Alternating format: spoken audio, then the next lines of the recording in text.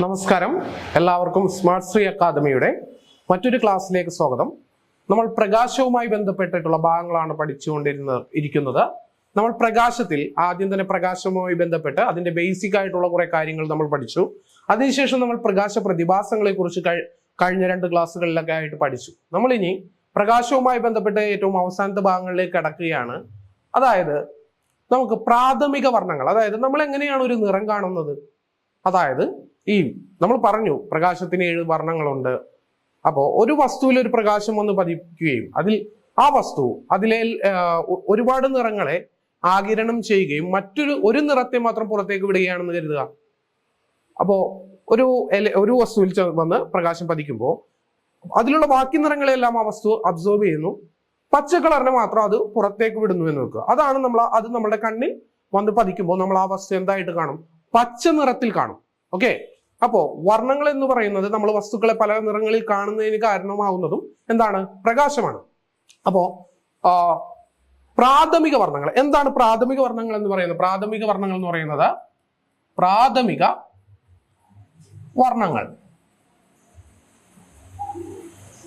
എന്തൊക്കെയാണ് പ്രാഥമിക വർണ്ണങ്ങൾ? പച്ച, നീല, ചുവപ്പ്. ഇത് മൂന്നുമാണ് എന്തെന്ന് പറയുന്നത്? പ്രാഥമിക വർണ്ണങ്ങൾ എന്ന് പറയുന്നത്. പച്ച, നീല, ചുവപ്പ്, ഗ്രീൻ, ബ്ലൂ, റെഡ്. ഇതിനെയാണ് നമ്മൾ എന്തെന്ന് പറയുന്നത്? പ്രാഥമിക വർണ്ണങ്ങൾ എന്ന് പറയുന്നത്. ഇനി ഇത് പ്രാഥമിക വർണ്ണങ്ങൾ കണ്ടെത്തിയ ശാസ്ത്രജ്ഞനാണ് ആരാ? തോമസ് യങ് എന്ന് പറയുന്ന ശാസ്ത്രജ്ഞനാണ് എന്ത് കണ്ടെത്തിയതാ? പ്രാഥമിക വർണ്ണങ്ങൾ കണ്ടെത്തിയത്. പ്രാഥമിക വർണ്ണങ്ങൾ പച്ചയും നീലയും ചുവപ്പുമാണ്. അത് കണ്ടെത്തിയ ശാസ്ത്രജ്ഞന്റെ പേരാണ് തോമസ് യങ് എന്ന് പറയുന്നത്. ഇനി ഈ പ്രാഥമിക വർണ്ണങ്ങൾ തമ്മിൽ മിക്സ് ചെയ്യുമ്പോൾ നമുക്ക് മറ്റൊരു കളർ ലഭിക്കും. അതിനെയാണ് നമ്മൾ ദ്വിതീയ വർണ്ണങ്ങൾ എന്ന് പറയുന്നത്. അതായത് രണ്ട്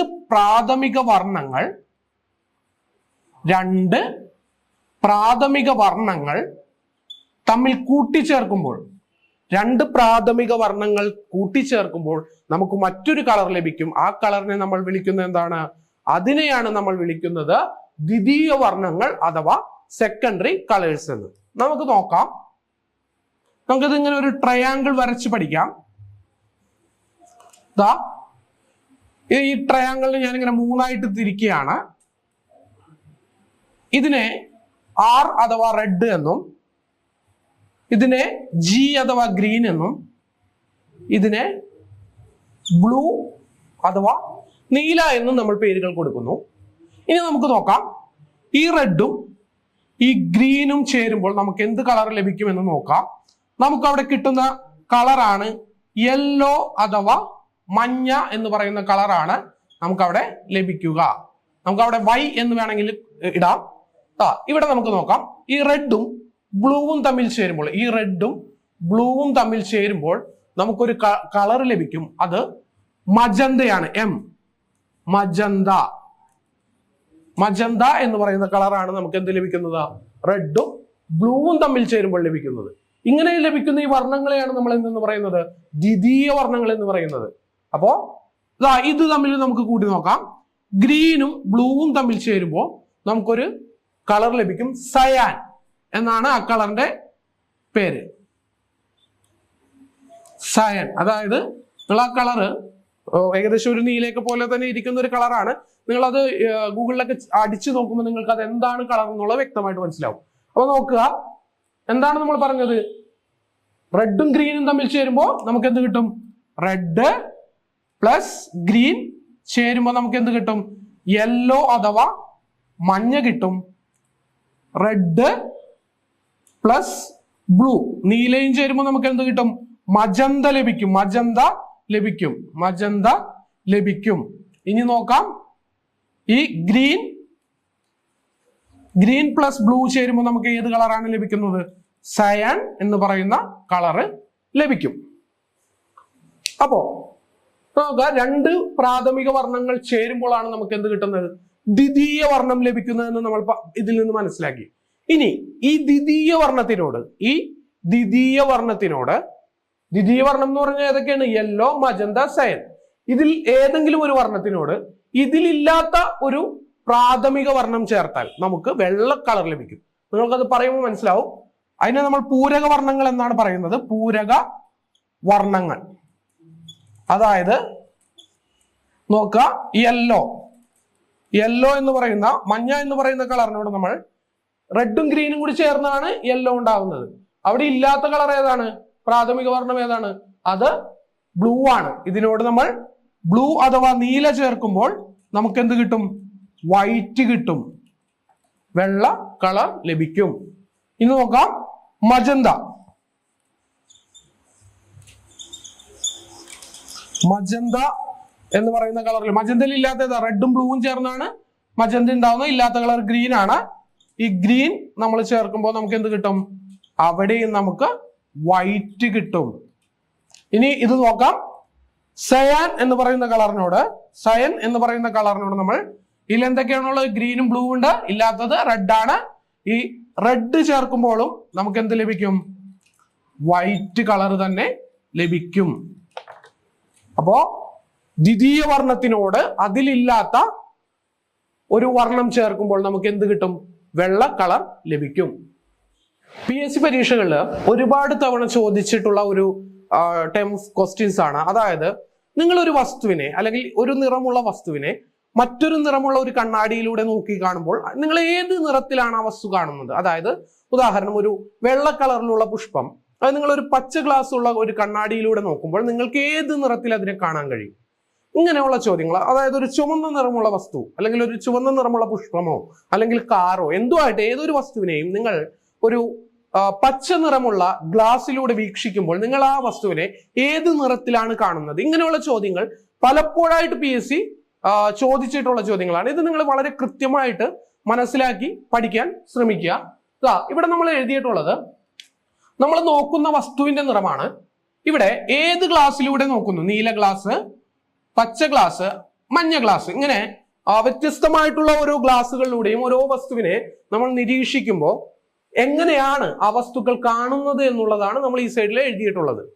നിങ്ങൾ അതിൽ മനസ്സിലാക്കുന്നതിനായിട്ട് ഒരു എളുപ്പമായിട്ടുള്ള വഴി ഞാൻ മനസ്സിലാക്കുന്ന ഒരു രീതി വെച്ച് പറഞ്ഞു തരാം. അതായത് രണ്ട് ശക്തമായിട്ടുള്ള കളറുകൾ ചേരുമ്പോൾ അതെന്തായി മാറും? കറുപ്പായി മാറും. ഇനി ഒരു ശക്തമായതും ഒരു ദുർബലവുമായിട്ടുള്ള കളറാണ് ചേരുന്നതെങ്കിൽ ഏത് രീതിയിൽ കാണപ്പെടും? ശക്തമായ കളറിൽ നമുക്ക് ആ വസ്തു കാണപ്പെടും. അതായത് എപ്പോഴും ശക്തൻ ജയിക്കും, ദുർബലൻ എന്ത് ചെയ്യും? തോൽക്കും. ആ ഒരു ഇതിലാണ് ഞാൻ പഠിക്കാറ്. നിങ്ങൾ അത് ആ രീതിയിലാണ് അത് മനസ്സിലാക്കാൻ നിങ്ങൾക്ക് ശ്രമിക്കാം. നിങ്ങൾക്ക് ഇഷ്ടമുള്ള രീതിയിൽ അത് പഠിക്കാം. ഞാനൊരു ഉദാഹരണമാണ് പറഞ്ഞു തരുന്നത്. ഇപ്പൊ നമുക്ക് നോക്കാം. ഇവിടെ നമ്മൾ ഈ വസ്തു എന്ന് പറയുന്നത് വെള്ളയാണ്. ഈ വെള്ള എന്ന് പറയുന്നത് താരതമ്യേന ഒരു ദുർബലമായിട്ടുള്ള ഒരു കളറാണ്. ഓക്കെ, അപ്പോ നമ്മളത് നീല ഗ്ലാസ്സിലൂടെ ചേർക്കുമ്പോൾ ഇവിടെ ശക്തനാരാണ്? നീലയാണ്. അപ്പോ നീല കളറിൽ അത് കാണും. ഇവിടെ പച്ച ഗ്ലാസ്സിൽ ശക്തനാരാണ്? പച്ചയാണ്. അപ്പോ പച്ച നിറത്തിൽ അത് കാണപ്പെടും. ഇവിടെ നമുക്ക് നോക്കാം, മഞ്ഞ ഗ്ലാസ്സിലൂടെ നോക്കുമ്പോൾ ഇവിടെയും ശക്തമായിട്ടുള്ള കളറാണ് എന്ത്? മഞ്ഞ. അപ്പോ എന്ത് നിറത്തിൽ കാണപ്പെടും? മഞ്ഞ. അപ്പോ ഒരു വെള്ള വസ്തുവിനെ നമ്മൾ നീല ഗ്ലാസ്സിലൂടെയും പച്ച ഗ്ലാസ്സിലൂടെയും മഞ്ഞ ഗ്ലാസ്സിലൂടെയും ചുവന്ന ഗ്ലാസ്സിലൂടെയും നോക്കിക്കഴിഞ്ഞാലും നമുക്ക് എന്താണ് കിട്ടുക? നമ്മൾ ആ ഏതാണോ ശക്തമായ കളർ ആ കളറിലായിരിക്കും നമ്മൾ ആ വസ്തുവിനെ കാണുക. ഇനി നമുക്ക് അടിയിൽ നോക്കാം, ചുവപ്പ് എന്ന് പറയുന്നത് വളരെ ശക്തമായിട്ടുള്ള ഒരു കളറാണ്. അതിനെ നമ്മൾ നീല ഗ്ലാസ്സിലൂടെ നോക്കുകയാണ്. അപ്പോ ചുവപ്പും ശക്തമായിട്ടുള്ള കളറാണ്, നീലയും നല്ല ശക്തമായിട്ടുള്ള കളറാണ്. അപ്പോൾ ഇവ തമ്മിൽ ചേരുമ്പോൾ നമുക്ക് എന്ത് ലഭിക്കും? ഞാൻ പറഞ്ഞു, രണ്ട് ശക്തർ തമ്മിൽ ചേരുമ്പോൾ ഉണ്ടാകുന്ന കളറ് കറുപ്പായിരിക്കും. അപ്പോ ചുവന്ന വസ്തുവിനെ നീല ഗ്ലാസ്സിലൂടെ നോക്കുമ്പോൾ നമുക്ക് എന്ത് ലഭിക്കും? കറുത്ത കളർ ലഭിക്കും. ഇവിടെ നോക്കുക, പച്ച കുറെ കൂടി ശക്തമായ കളറാണ്. നമ്മൾ വീണ്ടും ശക്തമായ ചുവപ്പിനെ ശക്തമായ പച്ച ഗ്ലാസ്സിലൂടെ നോക്കുമ്പോൾ നമുക്ക് എന്ത് ലഭിക്കും? കറുത്ത കളർ ലഭിക്കും. ഇവിടെ വരുമ്പോ നിങ്ങൾ നോക്കുക, മഞ്ഞ എന്ന് പറയുന്നത് താരതമ്യേന ചുവപ്പിനെ അപേക്ഷിച്ച് കുറച്ച് ദുർബലമായിട്ടുള്ള ഒരു നിറമാണ് എന്ത്? മഞ്ഞ എന്ന് പറയുന്നത്. അപ്പോ ചുവപ്പും മഞ്ഞ ഗ്ലാസ്സിലൂടെ നോക്കുമ്പോൾ ആര് ജയിക്കും എന്ന് പറഞ്ഞത്? ശക്തൻ ജയിക്കും. അപ്പൊ നമ്മൾ ഇത് എന്ത് കാണും? ചുവന്ന നിറത്തിൽ ഇത് കാണുന്നു. ഇനി നമുക്ക് നോക്കാം, ഒരു വസ്തുവിന്റെ നിറം പച്ചയാണ്. അതിനെ നമ്മൾ നീല ഗ്ലാസ്സിലൂടെ നോക്കുമ്പോൾ നമുക്ക് എന്തായിട്ട് അനുഭവപ്പെടും? നിങ്ങൾക്കറിയാം, രണ്ട് ശക്തർ ചേരുമ്പോൾ കറുത്ത നിറമായിട്ട് അനുഭവപ്പെടും. ഇനി പച്ച വസ്തുവിനെ പച്ച ഗ്ലാസ്സിലൂടെ നോക്കിയാൽ എന്ത് നിറമാണ്? അതേ നിറം തന്നെയായിരിക്കും, പച്ച നിറത്തിൽ കാണപ്പെടും. ഇനി പച്ചയും പച്ചയും മഞ്ഞയും ചേരുമ്പോൾ മഞ്ഞ പച്ചയെ അപേക്ഷിച്ച് എന്താണ് കുറച്ചുകൂടി ദുർബലമായിട്ടുള്ള കളറാണ്. അതുകൊണ്ട് നമുക്കത് പച്ച നിറത്തിൽ തന്നെ വസ്തുവിനെ നമുക്ക് കാണപ്പെടും. ഇനി നമുക്ക് നോക്കാം, മഞ്ഞ വസ്തുവിനെ നമ്മൾ നീല ഗ്ലാസ്സിലൂടെ നോക്കുന്നു. രണ്ടും ശക്തരാണ്. അപ്പൊ നമുക്ക് എന്തായിട്ട് അനുഭവപ്പെടും? കറുപ്പായിട്ട് അനുഭവപ്പെടും. മഞ്ഞ വസ്തുവിനെ നീല ഗ്ലാസ്സിലൂടെ നോക്കുമ്പോൾ എന്തായിട്ട് അനുഭവപ്പെടും? അത് കറുപ്പായിട്ട് അനുഭവപ്പെടും. ഇനി മഞ്ഞ വസ്തുവിനെ പച്ച ഗ്ലാസ്സിലൂടെ നോക്കുമ്പോഴോ അത് പച്ചയായിട്ട് അനുഭവപ്പെടും. ഇനി മഞ്ഞ വസ്തുവിനെ മഞ്ഞ ഗ്ലാസ്സിലൂടെ നോക്കിയാൽ അതേ നിറത്തിൽ തന്നെ, മഞ്ഞ നിറത്തിൽ തന്നെ അനുഭവപ്പെടും. ഇനി ഏറ്റവും അവസാനമാണ് നീല നിറമുള്ള വസ്തുവിനെ നമ്മൾ നീല ഗ്ലാസ്സിലൂടെ നോക്കുമ്പോൾ ഓരോ നിറം രണ്ടും ഒരേ നിറമാണെങ്കിൽ അത് തന്നെയായിരിക്കും, നീലയായിരിക്കും. ഇനി ഇവിടെ നീല, ഇവിടെ പച്ച, രണ്ടും ശക്തരാണ്. അപ്പൊ നമുക്ക് എന്ത് കിട്ടും? കറുപ്പ് ലഭിക്കും. ഇനി നീലയും മഞ്ഞയും രണ്ടും ശക്തരാണ്. അപ്പോൾ നമുക്ക് എന്ത് ലഭിക്കും? കറുപ്പ് ലഭിക്കും. ഇത് നിങ്ങൾ എന്ത് പറഞ്ഞാലും പഠിച്ചിരിക്കണം. കാരണം PSC പലപ്പോഴായിട്ട് PSCയുടെ പരീക്ഷകളിൽ ഇതിനെക്കുറിച്ച് ചോദിച്ചിട്ട് ഉണ്ട്. ഇനി നമ്മൾ പഠിക്കാൻ പോകുന്നത് എന്ന് പറയുന്നത് നമ്മുടെ കണ്ണുമായി ബന്ധപ്പെട്ടിട്ടുള്ള ഒരു പ്രതിഭാസമാണ്. അതായത് വീക്ഷണ സ്ഥിരത അഥവാ പേഴ്സിസ്റ്റൻസ് ഓഫ് ലൈറ്റ് എന്ന് പറയും. അതായത് നമ്മൾ എങ്ങനെയാണ് കാണുന്നത്? അതായത് ഒരു വസ്തുവിൽ തട്ടി പ്രകാശം വന്ന് നമ്മുടെ കണ്ണിന്റെ റെറ്റിനയിൽ പതിക്കുന്നു. അങ്ങനെ അതിൽ നിന്നുണ്ടാകുന്ന പ്രതിബിംബത്തിൽ നിന്നാണ് നമുക്ക് കാഴ്ച സാധ്യമാകുന്നത്. അപ്പോ ഈ നമ്മൾ കണ്ണിലേക്ക് പതിക്കുന്ന നമ്മളുടെ ഒരു ദൃശ്യാനുഭവം എന്ന് പറയുന്നത് ഏകദേശം 1/16 സെക്കൻഡ് നമ്മളുടെ റെറ്റിനയിൽ തങ്ങി നിൽക്കും. അതായത് നമ്മൾക്കുണ്ടാകുന്ന ദൃശ്യാനുഭവം 1/16 സെക്കൻഡ് നമ്മുടെ റെറ്റിനയിൽ തങ്ങി നിൽക്കും. ഈ പ്രതിഭാസത്തെയാണ് നമ്മൾ എന്തെന്ന് വിളിക്കുന്നത്? വീക്ഷണ സ്ഥിരത അഥവാ പേഴ്സിസ്റ്റൻസ് ഓഫ് ലൈറ്റ് എന്ന് പറയുന്നത്. നിങ്ങൾക്കത് മനസ്സിലാകണമെങ്കിൽ നിങ്ങൾക്കറിയാം, നിങ്ങൾ ചെറിയ ക്ലാസ്സുകളിൽ ചെയ്തു നോക്കിയിട്ടുണ്ടാവും. ന്യൂട്ടന്റെ വർണ്ണപ്പമ്പരം എന്ന് പറയുന്ന ഒരു ഇത് നിങ്ങൾ കണ്ടിട്ടുണ്ടാവും. അതായത് 7 കളറിലുള്ള ഒരു റൗണ്ടിലുള്ള ഒരു സംഭവമാണ്. നിങ്ങൾ ഇത് എല്ലാവരും സ്കൂളുകളിൽ കണ്ടിട്ടുണ്ടാവും. അതിങ്ങനെ വളരെ സ്പീഡിൽ കറക്കുമ്പോൾ നമുക്ക് വൈറ്റ് കളറിൽ കാണപ്പെടും. അതായത് 7 നിറങ്ങളുള്ള ന്യൂട്ടന്റെ വർണ്ണപ്പമ്പരം വളരെ വേഗതയിൽ കറക്കുമ്പോൾ അത് നമുക്ക് വെള്ള നിറത്തിൽ കാണപ്പെടുന്നതിന്റെ കാരണം എന്ന് പറയുന്നത് ഈ വീക്ഷണ സ്ഥിരത അഥവാ പേഴ്സിസ്റ്റൻസ് ഓഫ് ലൈറ്റ് ആണ്. ഇനി നിങ്ങൾക്ക് എല്ലാവർക്കും അറിയാവുന്ന ഒരു ഉദാഹരണമാണ് ഫാൻ കറങ്ങുമ്പോൾ ഫാന് 3 ദളങ്ങളാണ് അല്ലെങ്കിൽ 3 ലീഫാണുള്ളതെന്ന് നിങ്ങൾക്കറിയാം. പക്ഷെ വളരെ വേഗതയിൽ കറങ്ങുന്ന ഒരു ഫാൻ നിങ്ങൾക്ക് എങ്ങനെ അനുഭവപ്പെടും? അതിന് ചുറ്റും ലീഫ് ഉള്ളതായിട്ട് നിങ്ങൾക്ക് അനുഭവപ്പെടും. ഇതിന് കാരണവും എന്താണ്? അതിന് കാരണവും വീക്ഷണ സ്ഥിരത എന്ന് പറയുന്ന പ്രതിഭാസമാണ്. പിന്നെ നിങ്ങൾ ഈ തീപ്പന്തം ചുഴറ്റുന്നത് കണ്ടിട്ടുണ്ടോ? അല്ലെങ്കിൽ ഒരു കല്ല് നമ്മളൊരു കല്ല് കെട്ടിയിട്ട് ഒരു നൂലിൽ കെട്ടിയിട്ട് ഇങ്ങനെ ചുഴറ്റി കഴിഞ്ഞാൽ അതൊരു വൃത്താകൃതിയിൽ നിങ്ങൾക്ക് കാണപ്പെടും. ഉദാഹരണം, തീപ്പന്തം ചുഴറ്റിയാലും എന്ത് കാണപ്പെടും? നിങ്ങൾക്ക് അതൊരു വൃത്താകൃതിയിൽ കാണപ്പെടും. ഇതിന് കാരണവും എന്താണ്? വീക്ഷണ സ്ഥിരത എന്ന് പറയുന്ന പ്രതിഭാസമാണ്. പിന്നെയുള്ളൊരു ഉദാഹരണം എന്ന് പറയുന്നത്, നിങ്ങൾ വളരെ ദൂരെ നിന്നും ഒരു വെള്ളച്ചാട്ടം കാണുകയാണെന്ന് പറയുന്നത്. വളരെ ദൂരെ നിന്നും നിങ്ങൾ ഒരു വെള്ളച്ചാട്ടം കാണുകയാണെങ്കിൽ ആ വെള്ളച്ചാട്ടം നിങ്ങൾക്ക് നിശ്ചലമായിട്ട് അനുഭവപ്പെടും. അതായത് അത് താഴേക്ക് വീഴാത്തതുപോലെ വളരെ നിശ്ചലമായ ഒരു രീതിയിൽ വളരെ ദൂരെ നിന്ന് നോക്കുന്ന വെള്ളച്ചാട്ടം നിങ്ങൾക്ക് അനുഭവപ്പെടും. അതിന് കാരണവും എന്താണ്? വീക്ഷണ സ്ഥിരതയാണ്. അപ്പൊ എന്തൊക്കെയാണ്? ന്യൂട്ടന്റെ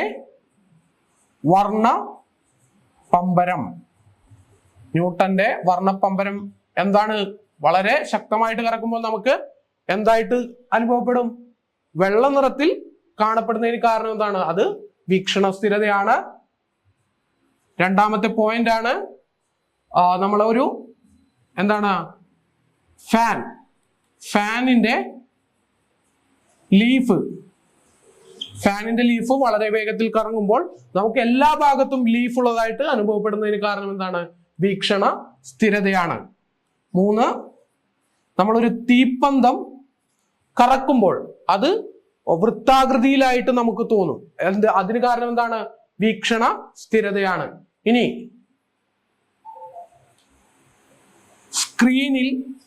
സിനിമാ സ്ക്രീനിൽ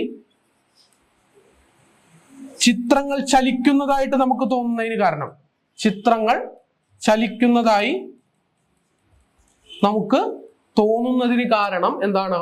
അതും വീക്ഷണ സ്ഥിരതയാണ്. വെള്ളച്ചാട്ടം, വളരെ ദൂരെ നിന്ന് നോക്കുമ്പോൾ വെള്ളച്ചാട്ടം നമുക്ക് നിശ്ചലമായി അനുഭവപ്പെടുന്നതിന് കാരണം എന്താണ്? അതിന് കാരണവും വീക്ഷണ സ്ഥിരതയാണ്. മറ്റൊരു പ്രധാനപ്പെട്ട പോയിന്റ് ആണ് മഴത്തുള്ളി. അതായത് മഴ പെയ്യുമ്പോൾ മഴത്തുള്ളികൾ നമുക്ക് ഗോളാകൃതിയിൽ പതിക്കുന്നതായിട്ട് അനുഭവപ്പെടുന്നു. അതിന് കാരണം എന്താണ്? അതിന്റെ കാരണവും എന്താണ്? വീക്ഷണ സ്ഥിരതയാണ്. അപ്പൊ ഇത്തരം പോയിന്റുകളാണ് നമുക്ക് ഇതുമായി ബന്ധപ്പെട്ട് പഠിക്കാനുള്ളത്. വീക്ഷണ സ്ഥിരത എന്ന് പറയുന്നത് നമ്മൾക്ക് ഉണ്ടാവുന്ന ദൃശ്യാനുഭവം ഒരു 1/16 സെക്കൻഡ് നമ്മളുടെ കണ്ണിൽ തന്നെ തങ്ങി നിൽക്കുന്നു. അതുമൂലം ഉണ്ടാവുന്ന അവസ്ഥയാണ് ഈ പറയുന്ന വീക്ഷണ സ്ഥിരത അല്ലെങ്കിൽ പെർസിസ്റ്റൻസ് ഓഫ് ലൈറ്റ് എന്ന് പറയുന്നത്. അപ്പോൾ ഇതോടുകൂടി നമ്മളുടെ പ്രകാശവുമായി ബന്ധപ്പെട്ട ഏകദേശം എല്ലാ ഭാഗങ്ങളും അവസാനിക്കുകയാണ്. അപ്പൊ ഇനി നമ്മൾ അടുത്ത ക്ലാസ്സുകളിൽ ലെൻസ് തുടങ്ങാമെന്നാണ് ഉദ്ദേശിക്കുന്നത്. അപ്പൊ അടുത്ത ഇപ്പോൾ ഇത്രയും പറഞ്ഞ ഭാഗങ്ങൾ നിങ്ങൾ എല്ലാവരും വൃത്തിയായിട്ട് പഠിക്കുക. ഇതിൽ നിന്നുള്ള ചോദ്യങ്ങൾക്ക് നല്ല രീതിയിൽ ഉത്തരം എഴുതാൻ ശ്രമിക്കുക. നന്നായിട്ട് പഠിച്ചാൽ, മനസ്സിലാക്കി, ഞാൻ പറഞ്ഞു കാണാപ്പാഠം പഠിക്കരുത്, നന്നായി മനസ്സിലാക്കി പഠിക്കുക. നന്നായി മനസ്സിലാക്കി പഠിച്ചാൽ മാത്രമേ നിങ്ങൾക്ക് എന്ത് ചെയ്യാൻ കഴിയൂ? ഉത്തരം എഴുതാനായിട്ട് സാധിക്കൂ. നിങ്ങൾ കാണാതെ പഠിച്ചാൽ നിങ്ങൾ എന്ത് ചെയ്യും? കുറച്ച് കഴിയുമ്പോൾ അത് മറന്നുപോകും. അപ്പോൾ മറ്റൊരു വിഷയമായിട്ട് നമുക്ക് അടുത്ത ക്ലാസ്സിൽ കാണാം. അതുവരെ എല്ലാവർക്കും നന്ദി.